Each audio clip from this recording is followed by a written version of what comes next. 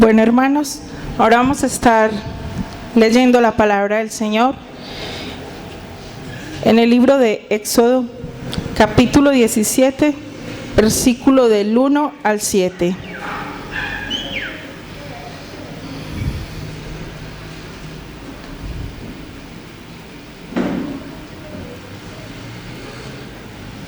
Éxodo 17, del 1 al 7. Leemos para escuchar. Toda la comunidad israelita partió del desierto de Sin por etapas, según lo había ordenado el Señor. Acamparon en Refidim, pero no había allí agua para que bebieran. Así que altercaron con Moisés. «Danos agua para beber», le exigieron. «¿Por qué peleas conmigo?», se defendió Moisés. «¿Por qué provocan al Señor?». Pero los israelitas estaban sedientos y murmuraron contra Moisés. «¿Para qué nos sacaste de Egipto?», reclamaban. «¿Solo para matarnos de sed a nosotros, a nuestros hijos y a nuestro ganado?». Clamó entonces Moisés al Señor y le dijo: «¿Qué voy a hacer con este pueblo? Solo falta que me maten a pedradas». «Adelántate al pueblo», le aconsejó el Señor, «y llévate contigo a algunos ancianos de Israel, pero lleva también la vara con que golpeaste el Nilo. Ponte en marcha, que yo estaré esperándote junto a la roca que está en Horeb. Aséstale un golpe a la roca, y de ella brotará agua para que beba el pueblo». Así lo hizo Moisés a la vista de los ancianos de Israel. Además, a ese lugar lo llamó Masa y también Meriba, porque los israelitas habían altercado con él y provocado al Señor al decir: ¿está o no está el Señor entre nosotros? Callemos para meditar.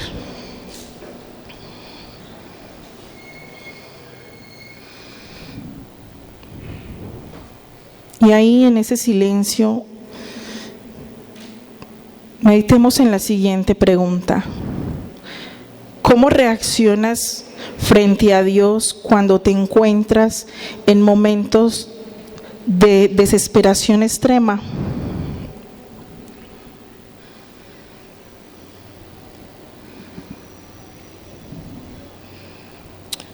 ¿Cómo reaccionas frente a Dios cuando te encuentras en momentos de desesperación extrema?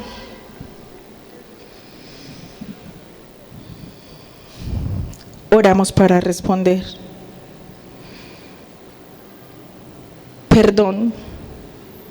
Sí, Señor, perdón, porque cuando nos encontramos en circunstancias adversas, se revela lo que hay en el corazón. Y para desventura nuestra, nos damos cuenta de que no estamos lejos de comportarnos como el pueblo de Israel. Cuando tú nos colocas en situaciones difíciles, Señor, fácilmente nos llenamos de amargura y de descontento. Y terminamos, Señor, en contra tuya. Por eso hoy solo me queda darte gracias. Gracias por perdonar ese pecado en mí y que sin merecerlo he recibido tu favor. Señor, hoy tu palabra va a ser expuesta. Habla a nuestros corazones, te lo pido en el nombre de Jesús. La exposición de la palabra hoy está a cargo del pastor Edison Ramírez, titulada Tentación, cuando el hombre provoca a Dios. Buenas noches, familia, ¿cómo están? Qué bueno verles.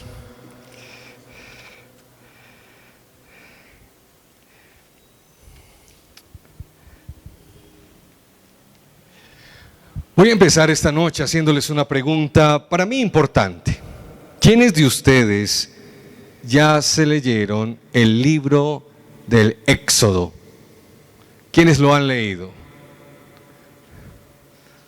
Ok.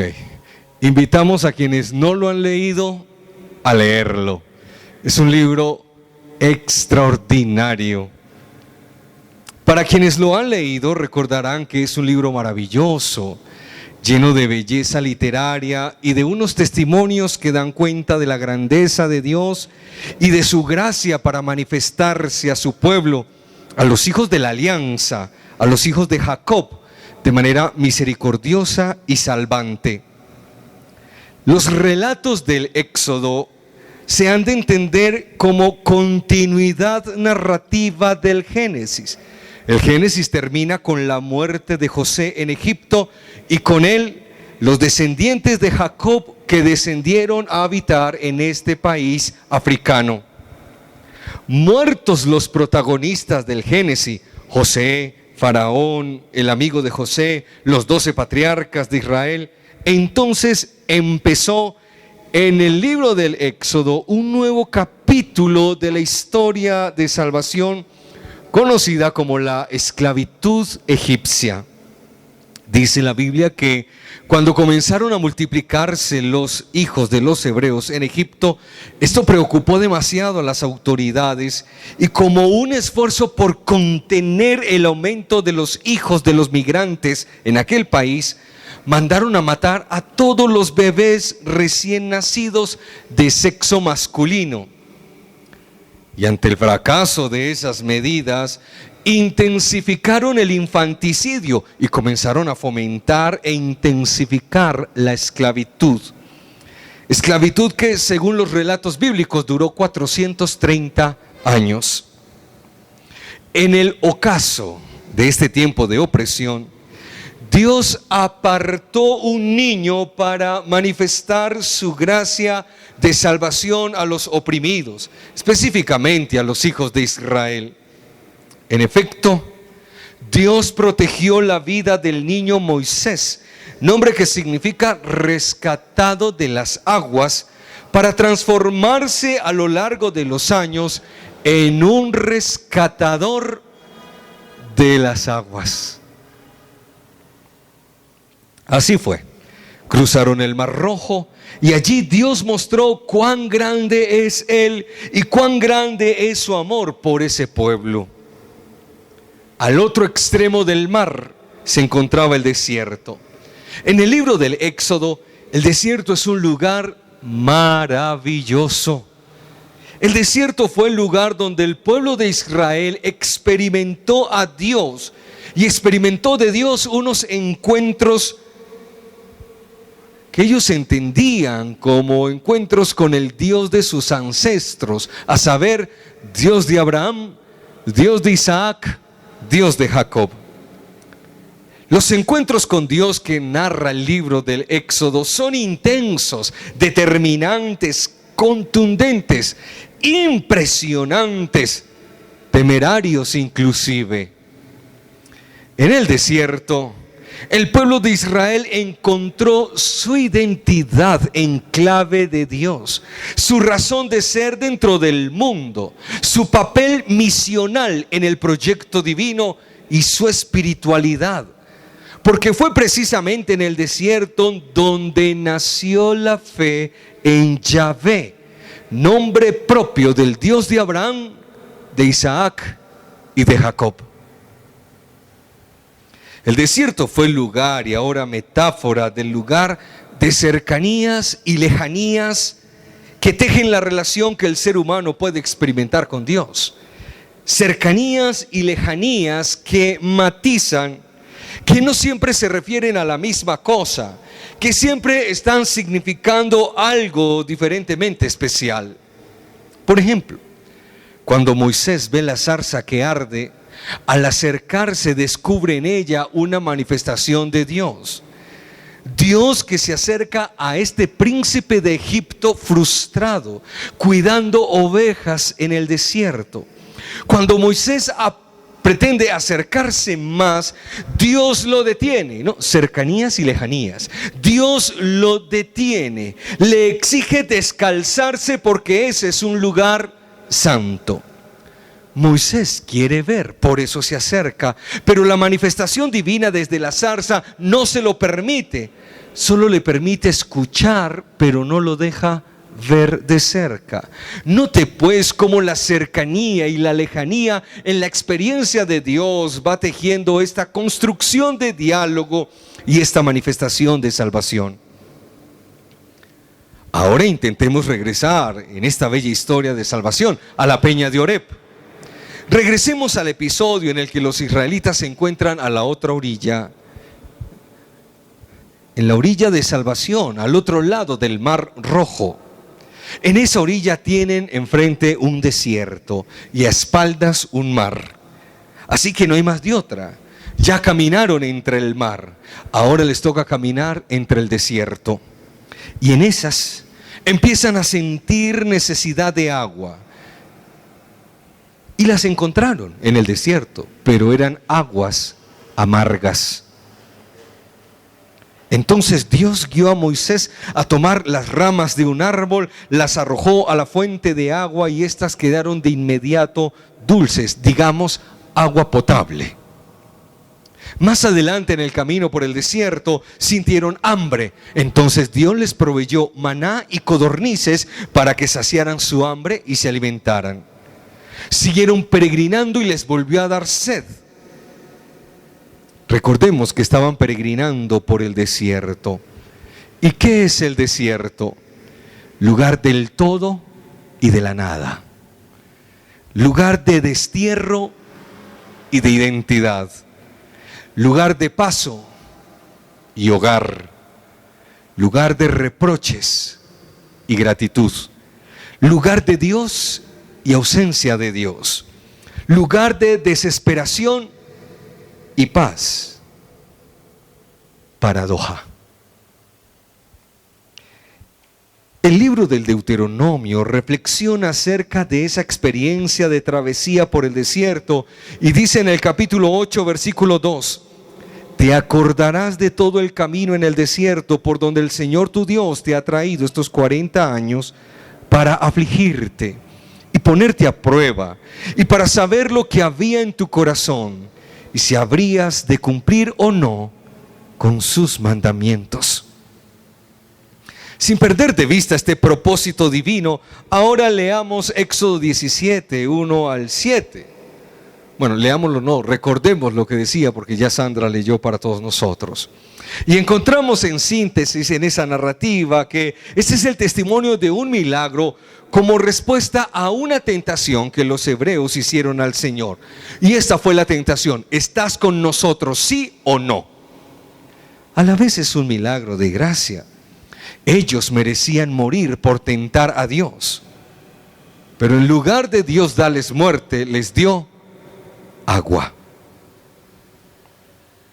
Este milagro necesitamos mirarlo en 3 escenarios: el desierto, el oasis y Oreb.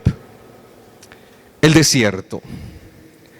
Toda la comunidad israelita partió del desierto de Sin por etapas, según lo había ordenado el Señor. Les voy a confesar algo, hermanos míos. A mí me encanta la vida cristiana. Me encantan mucho más las metáforas con las que se comunica esta experiencia de fe. Y una de las metáforas que más me encanta con respecto a esta experiencia de fe es el camino. Camino. El libro del Éxodo muestra a un pueblo que camina cerca y lejos de Dios. Otras veces camina con Dios y en otras ocasiones camina contra Dios, pero camina. Éxodo es camino en el mar, camino en el desierto, camino hacia Dios, camino para alejarse de Dios. Éxodo inicia con los relatos de infanticidio y el nacimiento de Moisés y termina con un lugar sagrado lleno de vida y vivificante, el tabernáculo. Éxodo empieza con servidumbre en Egipto y termina con adoración en el desierto. Partir al desierto como ordena Dios. Así empieza Éxodo 17. Partir al desierto como ordena Dios. Me gustaría decir, de verdad me gustaría hacerlo, decirles a todos ustedes que Dios nos está llamando al paraíso, al Edén, a una hacienda llena de árboles, vida silvestre, abundancia de frutas, arroyos con aguas cristalinas, pero no. Dios llamó a su pueblo al desierto, como puede estar llamando muchas personas hoy al desierto.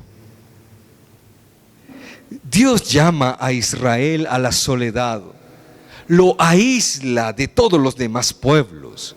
El desierto es terreno más adecuado para que el Señor realice la obra que tiene proyectada. Este territorio, el desierto, no es un paraíso terrenal.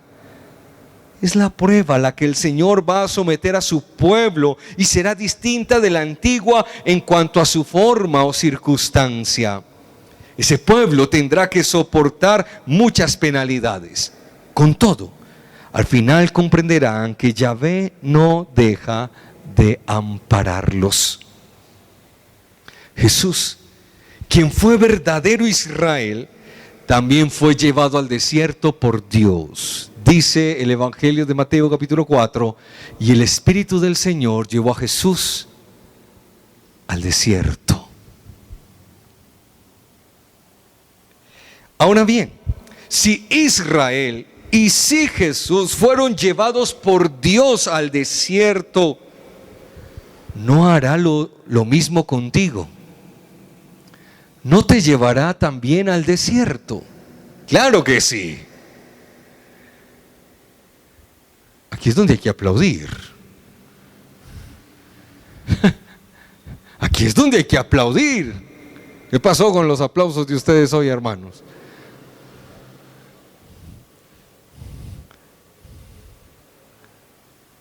El desierto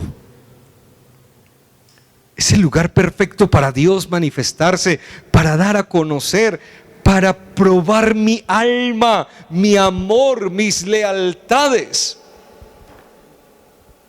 Los corazones humanos se aturden en la ciudad, en la internet, en la cotidianidad, en el ruido de los afanes y quehaceres de la vida, en el ocio y en la vanidad. Entonces Dios encuentra en el desierto calma, soledad, silencio, condiciones apropiadas para dialogar, como bien lo dijo a través del profeta Oseas.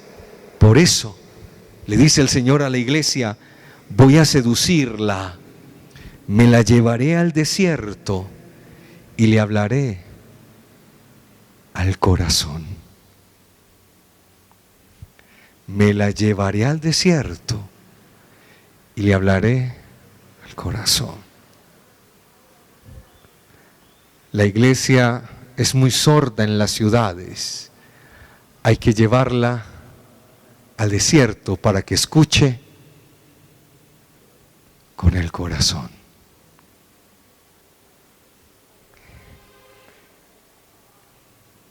Y entre esos guiones eróticos en los oráculos del profeta Oseas, Dios asume poéticamente un papel de esposo fiel y representa a Israel en la figura de una esposa infiel. Y para que esa esposa infiel escuche, entonces Dios decide llevársela para el desierto y hablarle al corazón. Oasis. Caminando poco a poco, los hebreos llegaron al lugar que Dios les había señalado. Llegaron a Refidim. Refidim significa grandes espacios, lugar de descanso. Llegaron a este nuevo oasis del desierto, pero vaya sorpresa, un oasis sin agua. La sorpresa fue abrumadora. Dios los guió a un oasis que no tiene agua. Ellos obedecen a Dios y Él los conduce a un lugar árido, sin el líquido vital de la vida.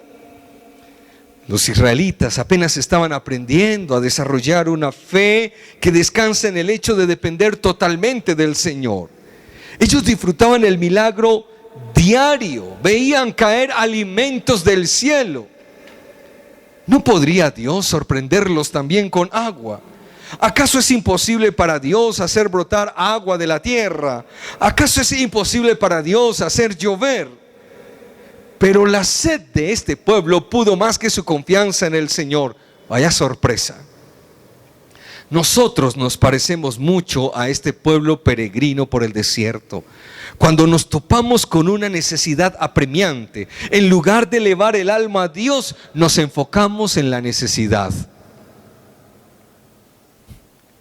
Cuestionamos el por qué estamos pasando por necesidad. Cuestionamos a Dios acerca del por qué permite que yo, su hijo, pase por necesidad. Hay una teología un poco desacertada, pero la hay. Es que somos reyes y sacerdotes. No tengo por qué pasar necesidades. Precisamente por ser reyes y sacerdotes es que hay que pasar por necesidades.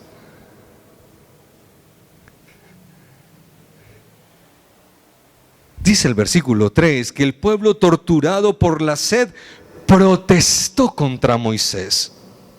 Hay necesidades que torturan desde muy adentro y nos embolatan la cordura, la compostura, peor aún, nos embolatan la fe, nos embolatan a Dios, al punto que dudamos radicalmente de su presencia, de su bondad, de su soberanía y de su poder en medio de nuestras sentidas angustias. Torturados por la sed, el pueblo israelita se desahogó de manera tóxica. Es una palabra muy de moda, ¿cierto? El pueblo era tóxico y se desahogó de manera tóxica de las siguientes maneras: discutieron con Moisés, pusieron a prueba al Señor, murmuraron contra Moisés. La necesidad apremiante encegueció los ojos de una comunidad entera, quienes en lugar de orar agredieron verbalmente a Moisés y tentaron al Señor. Y esa fue una queja agresiva, damas y caballeros, atrevida, indecorosa, irrespetuosa, fuera de tono y de lugar. Discutiendo con Moisés, le exigieron agua. Mire lo que dice el versículo 2, repasemos. Danos agua, queremos beber. El texto insinúa que este reclamo fue desagradable. Yo intuyo que había otra manera de pedir. Creo que desaprovecharon la posibilidad de hacer un reclamo responsable. Y Moisés se sintió agredido, al punto que cuando habló con Dios, le dijo a Dios que temía por su vida. Mira cómo dice el versículo 4. Entonces Moisés pidió ayuda al Señor y le dijo: ¿qué voy a hacer con este pueblo? Un poco más y me matarán a piedras. Ya Moisés tenía miedo de que lo mataran. No conformes con atacar verbalmente a Moisés, también tentaron al Señor. ¿Dios está con nosotros o no? Y esta expresión duda de la presencia de Dios entre ellos, duda de la guía del Señor en su travesía por el desierto hacia la tierra prometida. Desconfían de la providencia del Señor. Insinúan que Dios es mentiroso e incumplidor de promesas. Cuestionaron a Dios. Considero pastoralmente esta experiencia de provocación a Moisés y a Dios por parte de los israelitas ante una necesidad apremiante. Y el escritor de la epístola a los Hebreos nos dejó un tesoro invaluable atendiendo y reflexionando en esta experiencia en Horeb. Y dice así Hebreos capítulo 3, versículos 12 al 19. Hebreos capítulo 3, 12 al 19. El escritor está pensando en lo que pasó en Horeb y mire lo que dice él. Cuídense, hermanos, de que ninguno de ustedes tenga un corazón pecaminoso e incrédulo que los haga apartarse del Dios vivo. Más bien, mientras dure ese hoy, Anímense unos a otros cada día, para que ninguno de ustedes se endurezca por el engaño del pecado. Hemos llegado a tener parte con Cristo con tal de que retengamos firme hasta el fin la confianza que tuvimos al principio. Como se acaba de decir, si ustedes oyen hoy su voz, no endurezcan el corazón como sucedió en la rebelión, es decir, como sucedió en Horeb. Ahora bien, ¿quiénes fueron los que oyeron y se rebelaron? ¿No fueron acaso todos los que salieron de Egipto guiados por Moisés?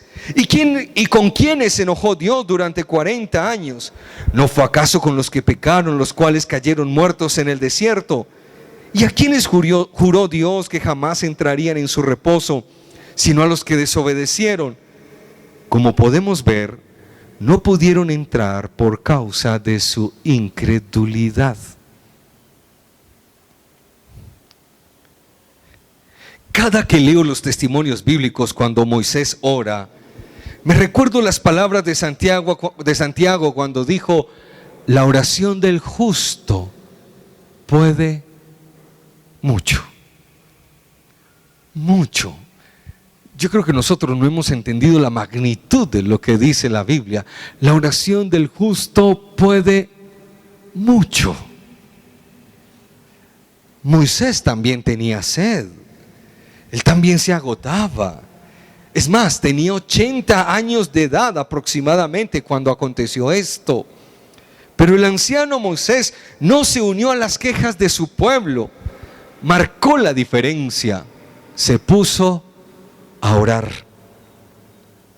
Y en la oración, Moisés encontró descanso. En la oración, Moisés encontró desahogo. En la oración, Moisés encontró escucha. En la oración, Moisés encontró respuesta. En la oración, Moisés encontró dirección. Ahora bien, ¿estás tú orando, apreciado hermano? ¿Estás orando?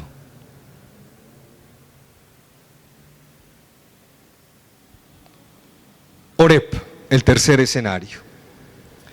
Dios respondió la oración de Moisés y le guió unos pasos más adelante hasta llegar a Horeb. Allí había una peña sobre la cual Dios guió a Moisés para que al golpear la roca de ella como respuesta brotara agua. Y en efecto así sucedió y el pueblo sació su sed. Finalmente pienso en la gracia del Señor, y con gracia me refiero a aquella iniciativa amorosa de Dios para darle al ser humano lo que ese ser humano no merece. La gracia es una acogida de la justicia de Dios por la fe en Cristo. Es la que arranca al hombre del pecado que es contrario al amor de Dios. El hombre por gracia purifica su corazón y descubre que ella es absolutamente necesaria, puesto que sin ella es imposible alcanzar la salvación, la vida eterna. Porque la salvación y la vida eterna es un regalo, no un trofeo. La salvación no es un trofeo para los que se manejan bien, para los super espirituales. No. No por obras para que nadie se gloríe, dijo San Pablo. La salvación es un regalo para pecadores. No es un trofeo para santos, es un regalo para pecadores. Israel fue una comunidad tan apresurada para juzgar, para altercar contra los siervos de Dios, para tentar a Dios. Ellos no merecían un acto tan generoso como hacerles brotar agua de una roca. Teniendo en cuenta que cada día tenían sed, Dios les proveyó agua.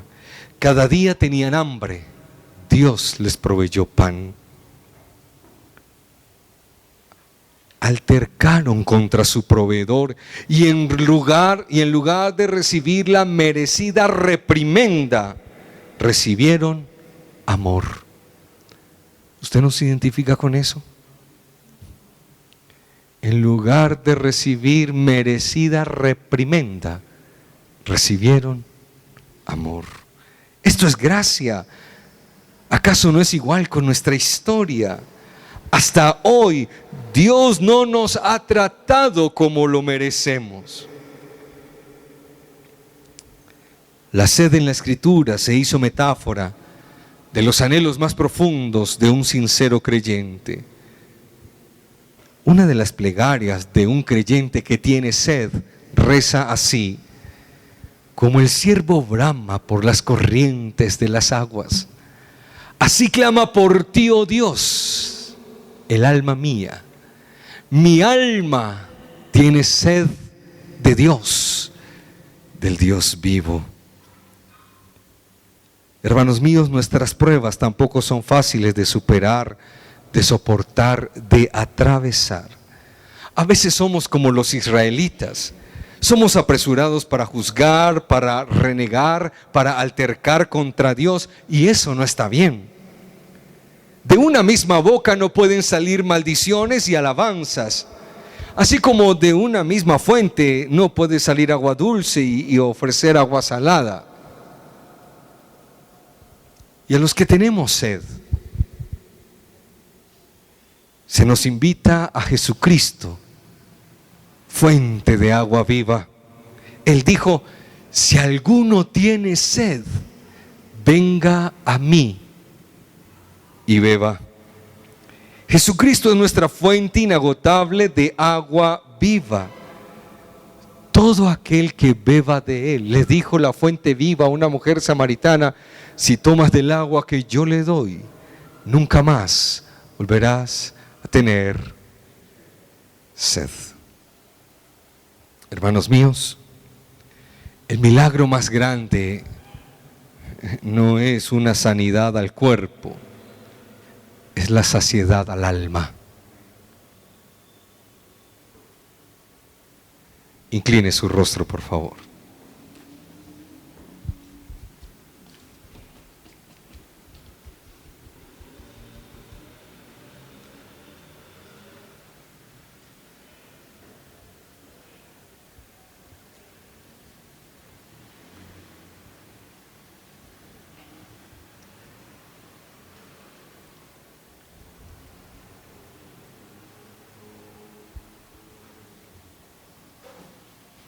Y ahí donde usted se encuentra, yo le invito a pensar en los momentos que usted ha tenido que atravesar, momentos difíciles, tenaces, y que usted lea su alma y su corazón de manera muy franca ante el texto que acabamos de leer. Y cómo ha respondido ante Dios en momentos difíciles, momentos supremamente complicados, desesperadamente necesitado. ¿Has renegado como Israel o has orado como Moisés? Los corazones humanos son sedientos y estamos bebiendo las aguas amargas del mundo. Queremos saciar una sed profunda del corazón con lo que ofrece el mundo, con lo que está ofreciendo las redes sociales, y por eso nos las pasamos más tiempo bebiendo de esos pozos que bebiendo del pozo inagotable de agua viva. Mida su reloj cuánto tiempo pasa usted en Facebook, en Instagram, en YouTube, y mida el tiempo que pasa aquí, en este pozo de agua viva, y se dará cuenta que usted está malgastando la vida en pozos de aguas envenenadas. Cristo es agua viva y da vida, y vida en abundancia. Si bebes de las aguas que emanan de aquí, del Dios revelado aquí en este sagrado libro, usted no volverá a tener sed. Su corazón será pleno, su alma será satisfecha. Cristo será suficiente para ti.